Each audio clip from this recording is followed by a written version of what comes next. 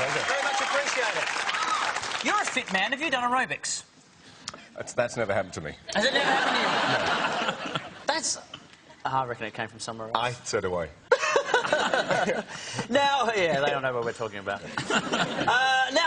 You obviously have an impressive body of work prior to the whole Bond thing. Did you ever expect to be James Bond? No. No. It was never on my radar. I got a phone call. Barbara Broccoli, who produces the movie, phoned me up and said, come in and have a chat. And I just thought, well, I mean, maybe it's for a bad guy, maybe it's for something. I didn't know. And we sat down, we talked about Casino Royale for about an hour. And I had, I thought it was going to be a great movie. I said, thank you very much. Goodbye. And then she said, come back. So then what happens when they tell you you're Bond, James Bond? It kind of... You can never say that with a straight face now. No. I can't say it.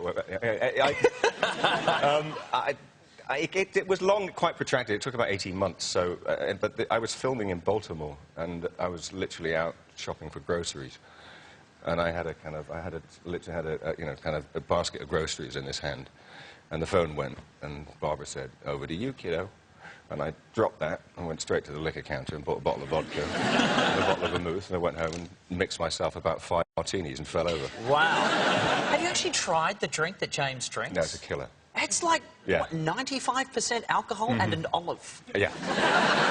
Yeah. No, it's a twist of lemon. Twist of lemon. But have you actually tried it? Did you? We did. To get into character, you method acting? Oh, I know.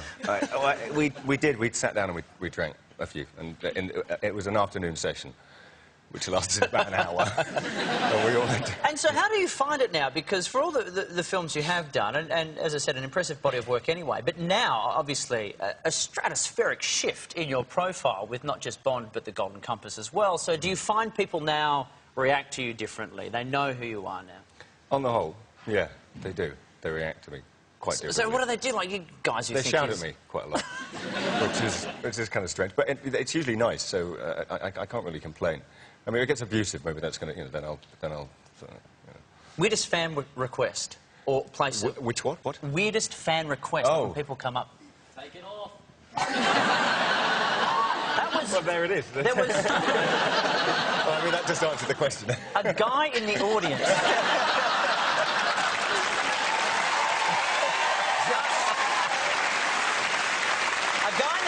Just said, take it off. And the weird thing was he was stroking a Persian cat at the time. So weird. Now, the Quantum of Solace, I saw it last night, and it's fantastic. You've done it again, without a doubt. Now, strange title, and I hear you had something to say in what the title was going to be. Yeah, and everybody sort of like saying it was my fault. Well, not your fault, I'm just saying. It's interesting. It's a tricky one to remember. It came up as a short story. It's a short story Ian Fleming's, and it's basically a conversation that James Bond has with this guy about the nature of love, and that when you fall out of love, if you're in a relationship and it's all going wrong, if you don't have that one moment, that quantum of solace, then it's all over, walk away. And it kind of came into that. We kind of read it, and that's what we figured that he was on. And it's also showing that we've got a little bit of a sense of humour, and that we made it the bad guys, and and keeping it as sort of Ian Fleming as possible.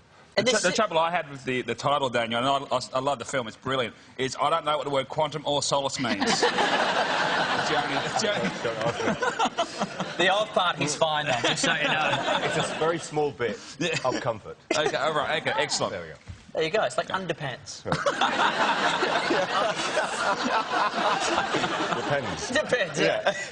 And also, because there's this, what I like is this, between this and Casino Royale, your previous one, there's this nice sort of mysterious, overarching storyline happening, and I'm wondering if already you know where it's going to lead and how far down the track. Do you have a say in where the character's going to go now? Well, at least they let me pretend I do. So, I mean, that's kind of...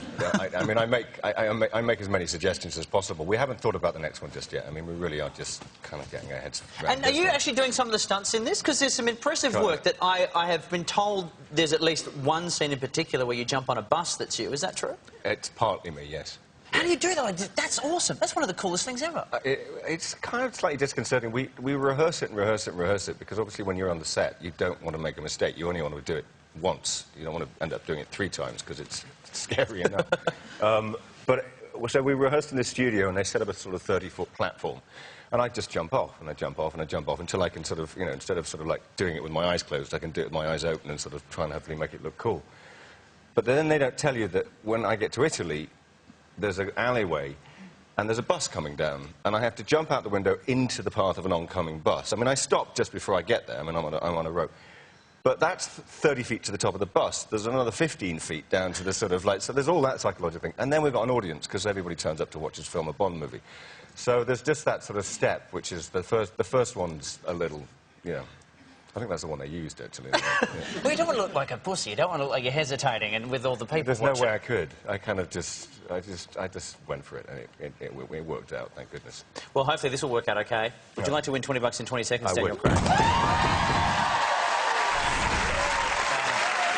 Look it in the eye. License to kill. All of that.